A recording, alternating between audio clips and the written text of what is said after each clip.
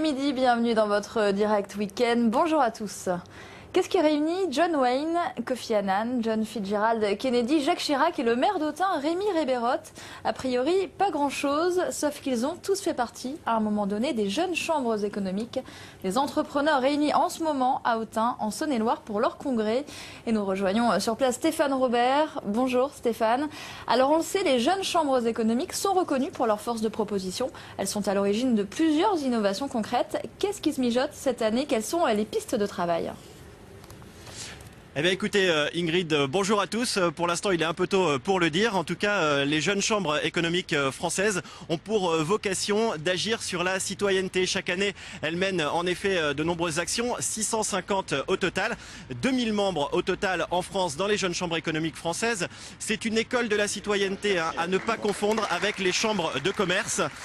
Un exemple concret, former 1000 jeunes de la Nièvre aux techniques de recherche d'emploi. Voilà l'exemple d'une action menée par la jeune chambre économique locale de la Nièvre en 2012. En dehors de tout critère religieux ou politique, eh bien la JCEF s'est fixé 5 missions: agir pour l'emploi, être solidaire, développer l'économie, aménager le territoire et plus globalement préserver la planète. Et c'est bien ce message de citoyenneté que veulent transmettre avant tout les présidents réunis ici à Autun. Ils ont reçu la visite ce matin de Sophie Élyséon, déléguée interministérielle pour l'égalité des chances des Français de l'Outre-mer. On la retrouvera ce soir dans notre édition de 19h. Merci Stéphane, à ce soir donc pour le 19-20. La surveillance s'accroît autour des panneaux publicitaires et de la pollution visuelle qu'ils génèrent. La moitié d'entre eux seraient hors normes. Un pôle de compétences dédié a été installé aujourd'hui en préfecture de Côte d'Or. Il sera chargé d'appliquer la réglementation devenue plus stricte suite au Grenelle de l'environnement. Explication avec Marilyn Barat et Jean-François Guimard. Elle pullule à l'entrée des villes, mais le grand nettoyage a commencé aux abords de Dijon. À l'entrée sud, pas moins d'une centaine de préenseignes illégales ont été déposées l'an dernier. C'est le choix qu'a fait cet hôtel-restaurant. Ces 3 panneaux indicateurs attendent pour partir à la déchetterie. S'il avait eu le choix, le directeur les aurait conservés, mais avec le recul, il s'est fait à l'idée. Il guide ses quelques clients perdus. Ces préenseignes, il y a 15 ans, étaient indispensables. Oui. Maintenant, avec l'avancée de la technologie, Internet, les iPhones et j'en passe, les GPS dans les voitures, est-ce qu'aujourd'hui ces préenseignes ont encore leur place? Moi, je ne pense pas. Réduction généralisée des formats, obligation d'éteindre les dispositifs lumineux la nuit ou encore disparition programmée des préenseignes. La réglementation en la matière s'est durcie suite au Grenelle de l'environnement.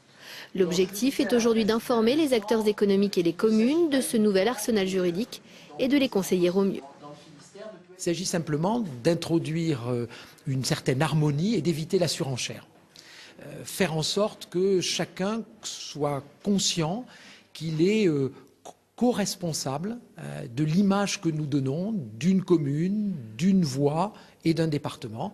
Et je pense qu'au moment où on est très attentif à ces sujets-là, notamment dans le cadre du dossier que nous avons présenté à l'UNESCO au titre des climats de Bourgogne, c'est de notre responsabilité collective de faire un effort significatif dans ce domaine. Et pour les récalcitrants, il reste un dernier argument, la verbalisation. 1 500 €, c'est le montant de l'amende pour chaque panneau publicitaire sauvage. Un mot de football et de Ligue 2 pour vous signaler la belle victoire à l'arraché de l'AGIA. Peut-être le match de l'année pour Auxerre qui l'emporte à Laval 5-4. Une soirée extraordinaire pour le jeune Sanogo, 20 ans, blessé pendant 1 an et demi, qui réussit un véritable exploit pour son retour, pas moins de 4 buts. Les Auxerrois alignent ainsi 2 victoires consécutives à l'extérieur après leur succès à Clermont et remontent à la 11e place du classement. Lourde défaite en revanche pour le DFCO au Havre, 3-0. Les Dijonais qui décidément n'arrivent pas à s'imposer à l'extérieur. Hier soir, ils ont craqué dès la 16e minute sur cette tête de rivière. Une défense qui prend l'eau et la remontée en Ligue 1 de plus en plus incertaine.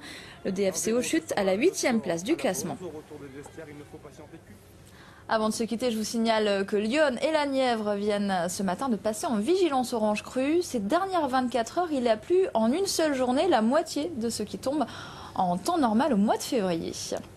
Voilà ce qu'il fallait retenir de l'actualité à la mi-journée. Je vous donne rendez-vous tout à l'heure pour le 19-20. En attendant, vous retrouvez la seconde partie de La Voix est libre. Lilian Mellet reçoit Henri